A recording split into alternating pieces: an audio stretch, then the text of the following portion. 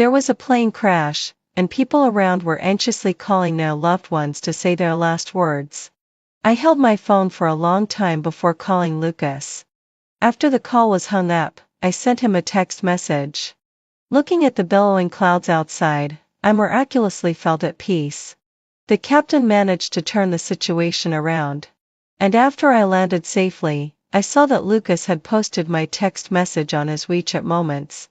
His friends were all commenting below, saying I was being melodramatic and attention-seeking. I calmly liked his post and also posted a message on my moments. Escaped from the jaws of death, and now fortune turns. Seeing this, his friends swarmed to my moments to sneer. Yo, weren't you about to die? How come you landed safely? Did you know that brother Lucas was with Sophia and deliberately interrupted them? Your thoughts are so vicious. Why aren't you the one with depression? You're a grown-up wife, still competing with a little girl. Isn't that disgusting? Everyone was standing up for Sophia, and not a single person asked if I had really almost died. Lucas apparently saw my moments too, and soon a call came through. After thinking for a moment, I answered the phone, but what I heard was Sophia's crying. I'm sorry, Sister Emma. I didn't know you were in such danger. If I had known, I wouldn't have asked Brother Lucas to accompany me. But Lucas snatched the phone and said gently, "It's not your fault, Sophia. Mama is just pretending." Then, he changed his tone and said coldly, "Emma, I'm warning you again. If you call me when I'm with Sophia in the future, we'll break up. Okay?" I replied indifferently and the other side fell silent instantly. After a moment, Lucas's incredulous voice came. Okay? Okay what? Break up? You're becoming more and more unreasonable. You can be attention-seeking, but you won't let others say anything? Because of your call, Sophia had a depressive episode again. Hurry up to the hospital and apologize to Sophia. I hung up the phone directly and turned to leave the airport. After sitting in the car for a long time, the impatient driver asked, "Miss, have you decided yet? Where exactly are you going?" I smiled sheepishly and gave the address of home. After all, in this country, apart from the home I shared with Lucas, I had nowhere else to go. Not long after I got home, Lucas rushed over, holding a large bouquet of roses in his hand. When he handed them to me, he was completely different from how he was on the phone. "Don't you love roses the most? I bought them especially for you. Come on, stop being angry. I know I've neglected you these days. I'll go visit your parents with you next time." There was no smile on my face at all. Looking at this bright bouquet of roses, my heart sank to the bottom. It wasn't me who loved roses, it was Sophia. And I was allergic to flowers. I didn't expect Lucas to have forgotten even this. I covered my nose and pushed the bouquet away. No need. Lucas's hand froze in midair, and then his face turned ugly. "Is it really necessary? You know Sophia is not in good health. What's wrong with me accompanying her? You even have to care about this." I didn't say anything. He thought I had acquiesced, threw the bouquet hard on the ground and snorted. "Get up early tomorrow and go to the hospital with me to apologize to Sophia." I got up and left the area. Stood in the kitchen and drank some water. Thinking about what he had said about the pre-wedding trip, I just found it funny. So Lucas still remembered that I went abroad this time to meet his parents with him. But he still left me resolutely at the last moment before boarding the plane because of a call from Sophia. Thinking about all the past, I glanced at him lightly and said, "No." Lucas stared at me fiercely. "Still saying the same old things. Why are you so unreasonable? It was so hard for Sophia to finally agree to our marriage. Do you still want to oppose her?" His words woke me up. I smiled and asked rhetorically, "Is Sophia your mother? Do you need her permission to get married?" Lucas and I had been together for 7 years, and we still hadn't gotten married until now. Just because Sophia had depression. Whenever she saw me and Lucas being intimate, she would have an episode, let alone when it came to marriage. We had dragged it on until now, and when we were finally about to go abroad to meet his parents, it turned out like this. Lucas was choked by my words. His face turned livid. And he couldn't refute for a long time. I shook my head gently. I won't apologize, and we don't need to get married either. Lucas looked at me in disbelief. He couldn't imagine that I would say such a thing. After all, in these 7 years, I had proposed to him countless times. He knew how much I longed to have a home with him. He opened his mouth to say something, but his phone rang. Seeing the caller ID, he immediately picked up the phone, and his voice became gentle instantly. "What's wrong, Sophia?" I didn't know what was said on the other end of the phone. Lucas grabbed his coat and rushed towards the door. "I'm coming over now. Wait for me." After hanging up the phone, he hurried out. Suddenly, he stopped as if he just remembered I was there. He opened his mouth to explain. "Sophia, I know. She had another episode. You go quickly." I was being understanding for the first time. In the past, at such times, I would always hold him back and not let him go. This time it was beyond Lucas's expectation. He paused for a moment, said nothing, and turned to leave. Finally the room became quiet. I glanced at the broken flower pieces on the ground and didn't care. I went into the bedroom. I opened the wardrobe to pack my luggage, but found that there wasn't a single piece of Lucas's clothing in the whole wardrobe. Oh, right. He had already moved his things to Sophia's house to take care of her more conveniently. This so-called home was actually just a hotel for him. If it weren't for the fact that Lucas had been really good to me in the past, and I still remembered those old feelings, I should have woken up long ago. But it wasn't too late. At least this plain experience made me get rid of my infatuation. Halfway through packing, I turned on the computer to reply to the job offer email from abroad. This email was actually sent to me a week ago. At that time, I mentioned it to Lucas, but he used the prospect of getting married to hold me back. Now, since I don't need to get married, I can pursue my dream. After confirming the news of starting work in a month, I turned off the computer with peace of mind. When I turned on my phone, what I saw was Sophia's moments. It was a profile photo of Lucas sleeping beside the hospital bed. Her caption was full of affection. "Only you are willing to accompany me all the time." Lucas's friends were all flooding the comments with, "Brother Lucas loves you the most, Sophia. Get well soon. We'll go on a trip together again." This wasn't the first time Sophia had posted such captions and photos. In the past, whenever I saw them, I would quarrel with Lucas. And every time I quarreled, Lucas would look at me like I was crazy, thinking I was being unreasonable. But now, when I saw it, I felt nothing. After all, in a month, we would have nothing to do with each other. I didn't plan to tell Lucas that I was leaving. Anyway, he never cared about my affairs. Early the next morning, I was awakened by the smell of food. I walked out of the bedroom and saw Lucas busy in the kitchen. There was a thermos box on the table. Seeing me come out, he was stunned for a moment and explained, "Sophia wants to eat the food I cook. Don't touch it." I nodded without saying anything and turned to enter the bathroom. Lucas had never cooked for me. The few times I thought he was cooking for me, I tasted it in advance and praised him. But he frowned and scolded me harshly. "Can't you cook for yourself if you want to eat? I'm cooking this for Sophia. She has a cleanliness obsession. She won't eat anything that you've eaten. What do you expect me to do now?" A cleanliness obsession? With a cleanliness obsession, yet she still clings to someone else's man? Looking at myself in the mirror, I smiled helplessly and started to wash up. When I came out, Lucas was about to leave, carrying big and small bags. Seeing me, he pointed at the food on the table. "I left some food for you. Eat it." I raised my eyebrows. This was the first time he had offered me food on his own initiative. But looking around, all that was left were some leftovers that couldn't fit into the thermos box. I wasn't interested. I sat on the sofa, ready to order takeout. Lucas stood at the door, looking at me without moving. "I rarely cook a meal.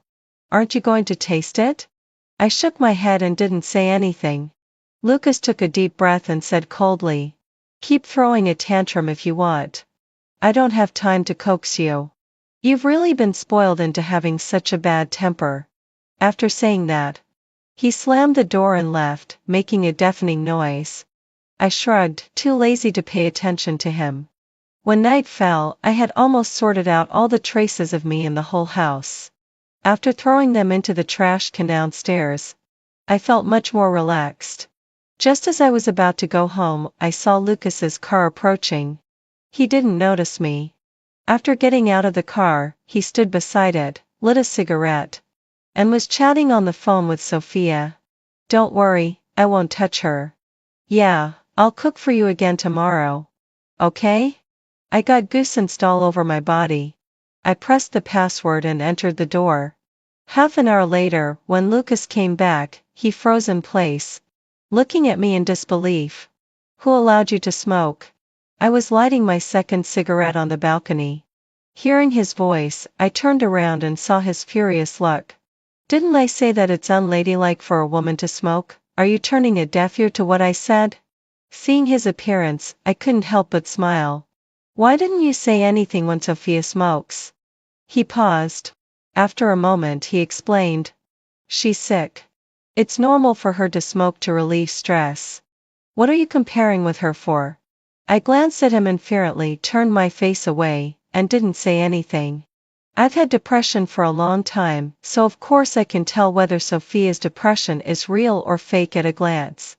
When I told Lucas about it, he flew into a rage, saying that I was crazy and that Sophia would never deceive him about this. Now, I don't want to say anything more. Lucas rushed over, snatched the cigarette, and extinguished it. He dragged me back to the living room. Suddenly, he stopped in his tracks and subconsciously asked, "Did you clean up? It seems like a lot of things are missing." I broke free from his grip and replied calmly, "I threw away some trash." The trash between the two of us. Seeing this, Lucas didn't say much. He pushed me into the bathroom and told me to come out after cleaning up. I didn't want to quarrel with him. After all, I still had to live in this house for this month. After taking a bath, I realized I didn't bring any clothes. I wrapped a towel around myself and walked out. Lucas was watching TV on the sofa. Hearing the noise, he turned his head and his eyes focused on me. What, not wearing clothes? Before I could explain, he got up and walked straight towards me. He grabbed me and pinned me down on the sofa. His warm and humid breath sprayed on my neck. There was a hint of affection in Lucas's eyes. Deliberately seducing me?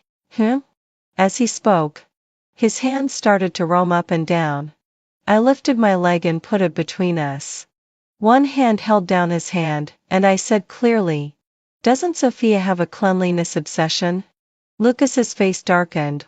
Without saying a word, he started to pull at my towel. "You've really been throwing tantrums non-stop these past few days. Forget it.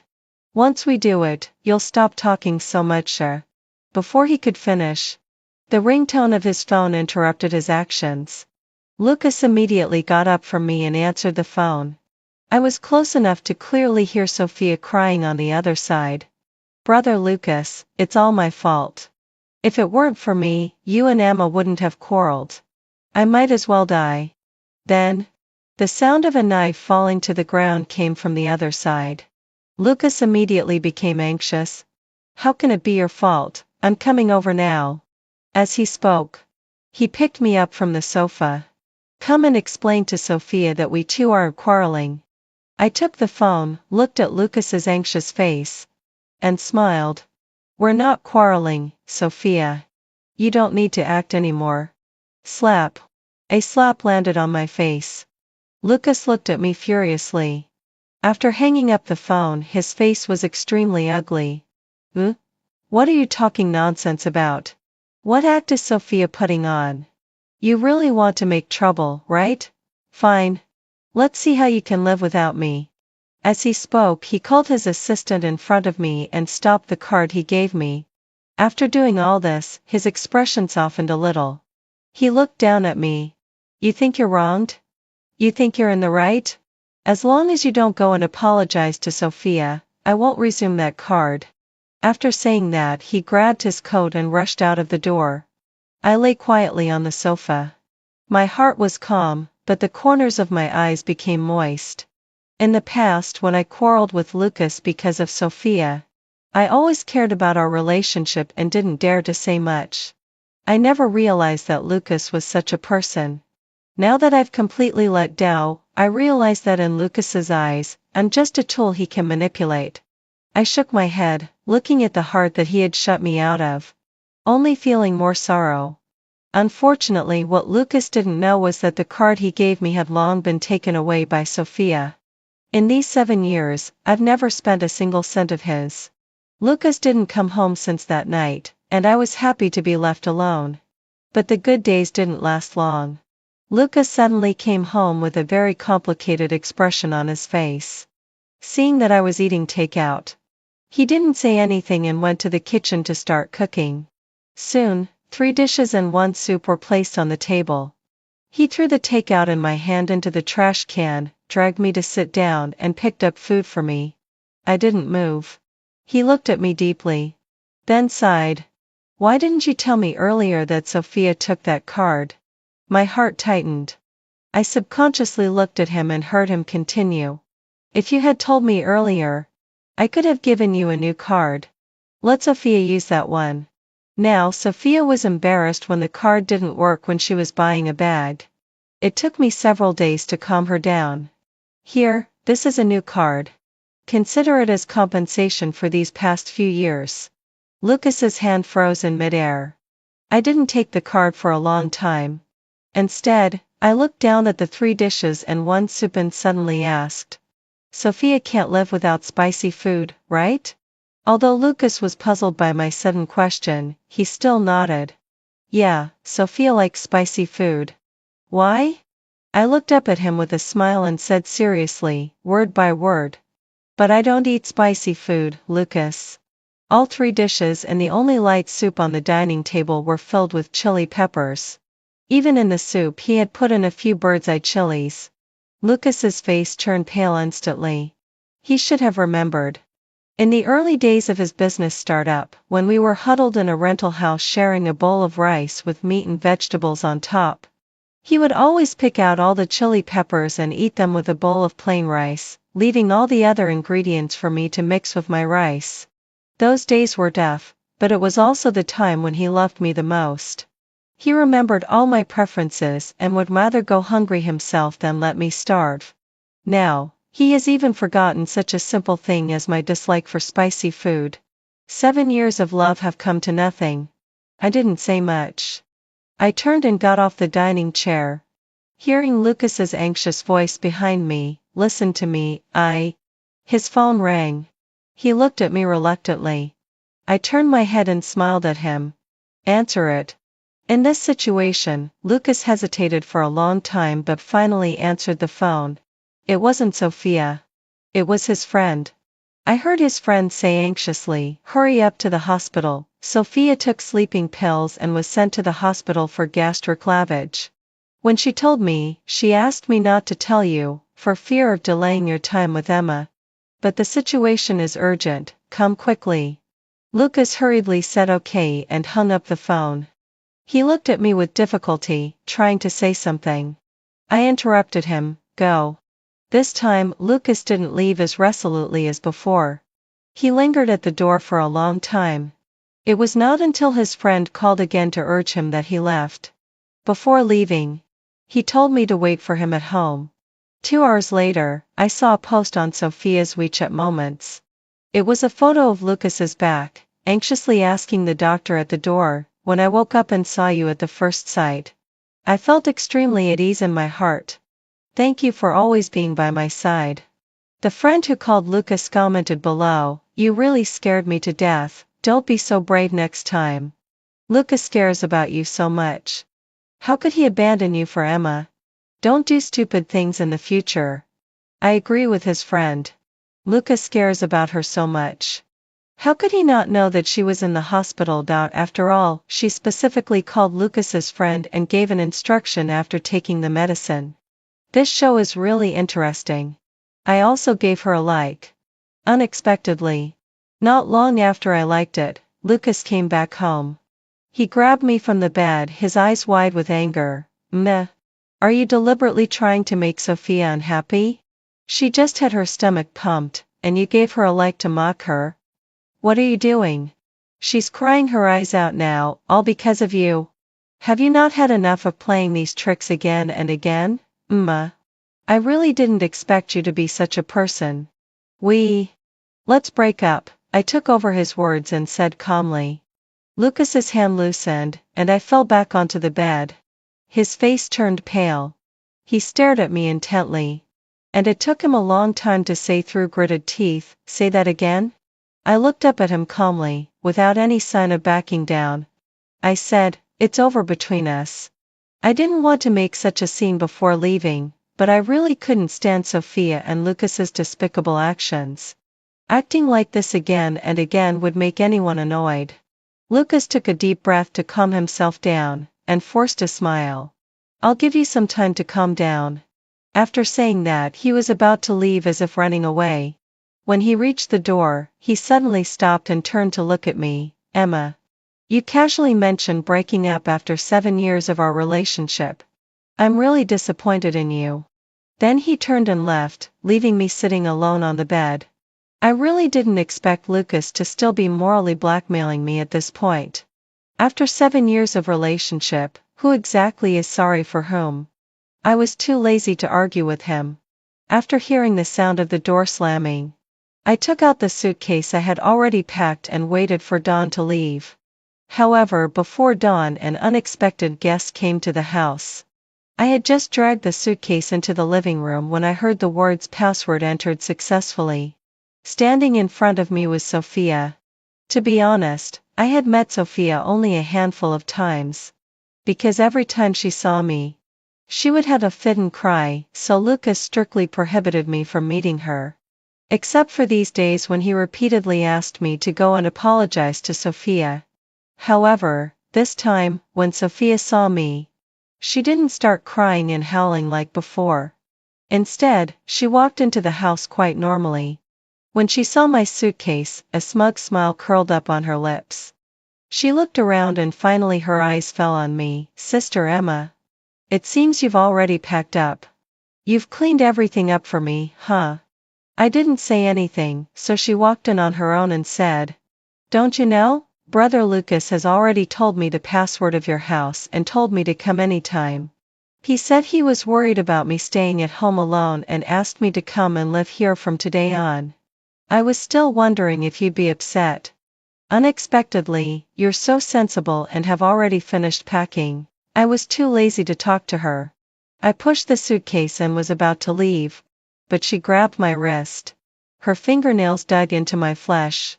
I frowned and turned around, meeting her provocative eyes. Leave and don't come back. I feel sick just looking at you. Don't you see how Brother Lucas treats you? Do you really think he'll marry you?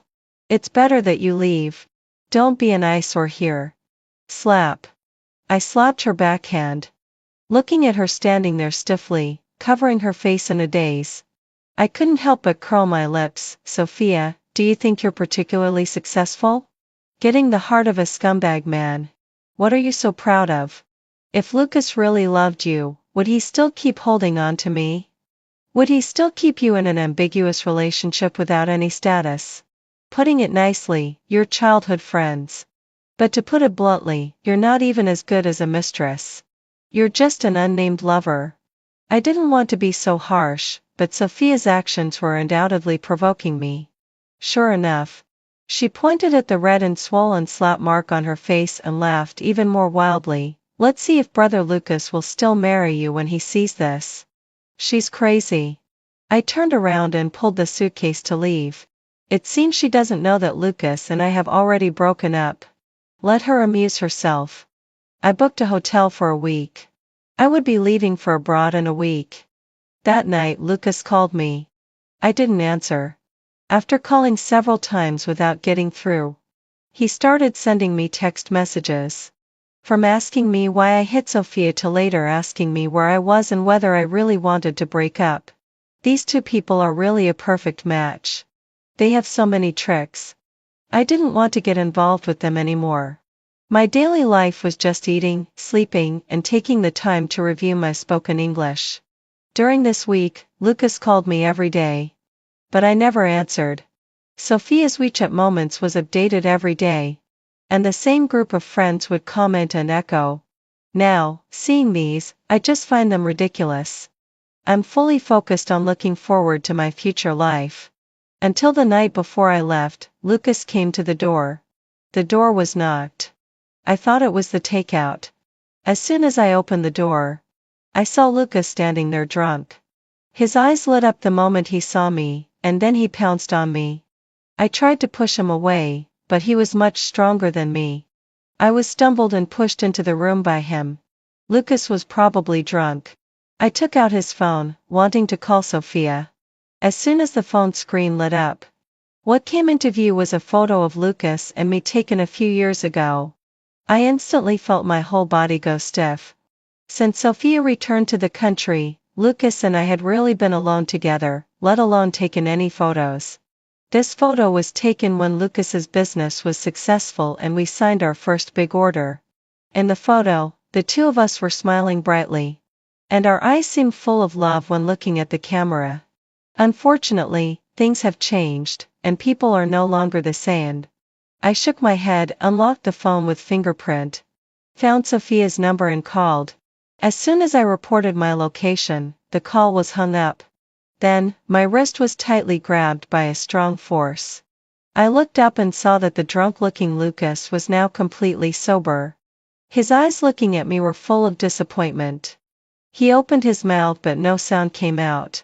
Neither of us spoke as time passed by second by second. After a long while, he suddenly said, "I'll let Sophia move in because her condition has been unstable recently. There's no other meaning.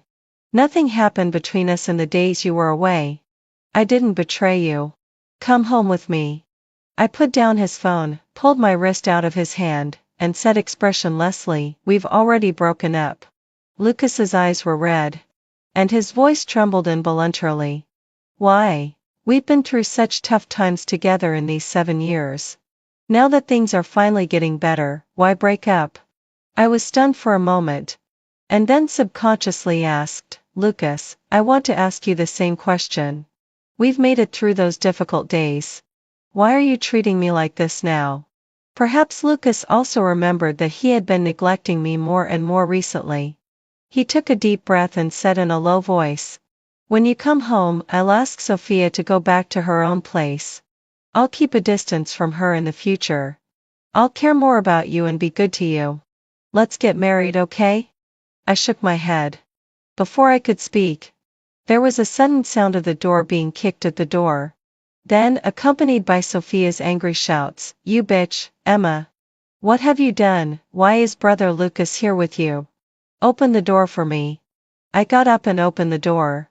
Sophia, trembling with anger, pushed me aside and rushed in. She was stunned for a moment when she saw that Lucas wasn't drunk, and then immediately put on a pitiful look. "Brother Lucas, why are you here? I've been waiting for you at home for so long. Come on, let's go home." As she spoke, she reached out to hold Lucas's hand, but he shook it off. Lucas had an expression of indifference on his face that I had never seen before. He said coldly, "You go back first. I have something to talk to Emma about." This was the first time Lucas had refused Sophia. Her eyes instantly turned red, and tears started to fall. Her voice was choked with sobs. "You don't want me because of Emma? Brother Lucas, you said you would take care of me and be good to me. Was that all a lie? No, it can't be. You wouldn't lie to me. Did Emma say something to you?" The next second, Sophia turned to look at me, her face full of hatred, and rushed towards me to hit me. "It's all your fault, you bitch." "Sophia!" Lucas shouted loudly, took 3 steps and 2 strides to stop her, and pushed her hard. Sophia was caught off guard and fell to the ground. She looked at Lucas in disbelief, shaking her head continuously. You. She covered her face and rushed out of the door. Her crying spread in the corridor. The room was in a mess. Lucas subconsciously wanted to chase after her but stopped in his tracks. He turned back to look at me and said in a low voice, "Let's talk properly." I pointed to the door. "You go and comfort her first. There's nothing for us to talk about." Just as I finished speaking, Lucas's friend called him, saying that Sophia had a car accident. After hanging up the phone, Lucas looked at me in a dilemma.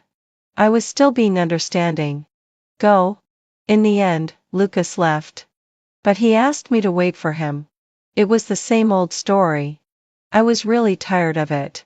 Early the next morning, I dragged my luggage to the airport. When the announcement sounded, Lucas called me. I didn't answer. He kept sending messages asking me where I was. I didn't reply. While I was queuing, he called again, his voice full of anxiety. "Why aren't you in the hotel? Where have you gone?" The announcement sounded again at that moment. Lucas paused for a second and said in disbelief, "You're at the airport? Where are you going? Didn't I ask you to wait for me?" I took a deep breath and coldly interrupted Lucas. "Lucas, I don't want to wait anymore. I've been waiting for you for 7 years. I'm really tired. Let me go." Lucas was silent for a long time. Just before I hung up, he said in a hurry, "Don't wait anymore, okay? Let's go get the marriage certificate right now, okay? I'll go abroad with you to meet your parents right away, okay? Emma, don't leave me. Please." The call was hung up as the phone automatically turned off due to running out of power. I put away my phone and started boarding the plane. The plane flew through layers of clouds and finally saw the bright sun. The sunlight shone on me, bright and warm. My heart was completely at peace. Finally, it was over. After landing, I took a taxi to the apartment I had rented online in advance. After tidying up my things, my phone automatically turned on. Then there were countless missed calls and text messages.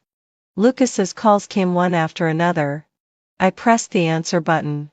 The voice on the other side was very noisy, as if at the airport. "The airport?" The next second, Lucas said, "I found out your flight. I'm going to find you now. Can you wait for me? We'll go meet your parents and then get married. You can do whatever you want in the future. I'll listen to you, Emma." "Lucas, are you crazy?" Thinking that I would still be pestered by him even after coming abroad, I interrupted him in disgust. Lucas could tell the disgust in my words and said hurtfully, "Why can't you give me a chance?" I sneered and asked, "Give you a chance? What chance?" "A chance to hurt me. Didn't Sophia have a car accident? Lucas, the most urgent thing for you should be to take care of her. Isn't that what you've always chosen?" Lucas was silent for a while before explaining, "She didn't have a car accident.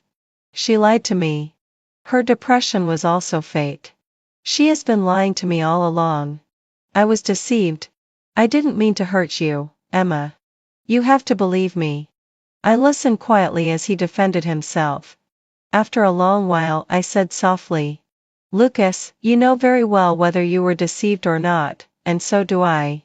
Stop acting. It's over between us. If you come to find me, it will only make me more regretful for having known you. Don't disturb me anymore." Before Lucas could speak again, I hung up the phone. He finally stopped calling me, and I finally let out a sigh of relief. Lucas's excuse just now was ridiculous. Did it really matter whether he was deceived or not? What mattered was that in the past few years, he had always believed Sophia's words and chosen her as his first choice again and again. I believed that there was no physical cheating between them. But emotional cheating was also cheating. I'm even more obsessed with cleanliness than Sophia. I won't accept such a man. If she likes him, she can have him. Maybe what I said worked, or maybe Sophia had tied him up. Anyway, Lucas didn't come to find me. The next day, I started working after getting on board. The work here is much more comfortable than in China. The working hours are short, and the salary is high. Also, because of my excellent ability, the boss promised to help me apply for a green card in a year. Everything was going smoothly. Until half a month later. Sophia started calling me like crazy in the middle of the night, going crazy. I didn't answer the phone, so she kept sending me messages. Did you do something? Why has brother Lucas suddenly stopped seeing me? So what if I lied to him? I did it because I love him. We were childhood sweethearts. He said he only loved me when we were kids. Why did you just start dating after I went abroad to study? I came first. Why have you been holding on to brother Lucas for 7 years and still not let go? You're shameless. I was too lazy to argue with her. I took screenshots of all the chat records and sent them to Lucas. Then blocked Sophia. Lucas replied instantly. Sorry, I didn't know she would go crazy and look for you. Something happened to the company in the past half month. I've been busy with work and didn't want to see her either. I didn't expect she would make trouble for you. I'll tell her parents to keep her in line. Don't worry. I casually replied. Okay. The next second, Lucas changed the subject and asked, how have you been recently? I didn't reply and put the phone aside, then fell asleep peacefully. I thought the farce would end there. But on my way home from work, I saw Lucas. He was hiding aside, not daring to come out, but I recognized him at a glance. After all, he was my lover for 7 years. Somehow, I could sense his presence immediately. But I didn't go to acknowledge him. I pretended not to know him and passed by. He didn't call out to me either, probably because he was mindful of what I had said before. So, I walked in front, and he followed behind. The journey, which usually took only half an hour, soon ended, and I arrived home. Finally, Lucas couldn't hold back and called my name. Emma. I didn't turn back and push the door to enter the apartment building. After that day, I could almost see a man standing outside the company building, on the park bench, or on the path outside the apartment every day. But the two of us never really said a word to each other. A few days later, Lucas sent me a message. Can we meet? Somehow. I agreed. In just 1 month, Lucas had lost so much weight that he looked like a different person. He was extremely haggard. Sitting in the coffee shop, he was a bit nervous. It took him a long time to say, actually, I've been here for a while, but I was afraid you'd be angry, so I didn't dare to disturb you. I nodded. I know. If you have something to say it quickly. I have to go back to the company later. How have you been? It took Lucas a long time to come up with this sentence. I couldn't help but narrow my eyes and sneer. Did you come to me just to say this? Lucas's face froze.